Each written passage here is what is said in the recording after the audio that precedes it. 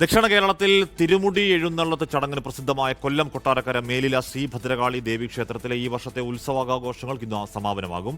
ശ്രീ ഭദ്രകാളി തിരുമുടി എഴുന്നള്ളത്തും വിളക്കോടും കൂടിയാണ് ഉത്സവം സമാപിക്കുക. നാനാദിക്കുകളിൽ നിന്നുള്ളവർ ഉത്സവാഘോഷത്തിനായി ഒരു നാട്ടിൽ സംഗമിച്ച ദിനങ്ങളാണ് കടന്നുപോയത്.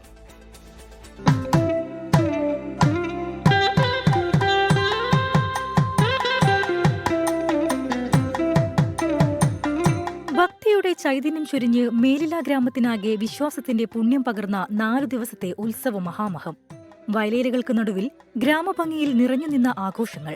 കൊട്ടാരക്കര താലൂക്കിലെ മേലില ശ്രീധർമ്മ ശ്രീ ഭദ്രകാളി ക്ഷേത്രത്തിലെ തിരുമുടി എഴുന്നള്ളത്തും വിളക്കും ഇന്ന് നടക്കും.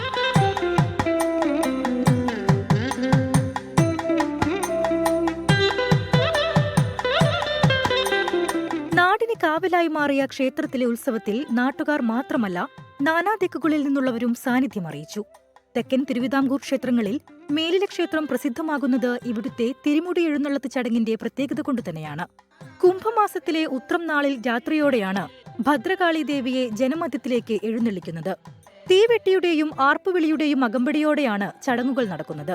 തനതായ ഗ്രാമീണതയിൽ പാരമ്പര്യ ചടങ്ങുകളോടെയാണ് ഉത്സവാഘോഷം കൊണ്ടാടുന്നത്.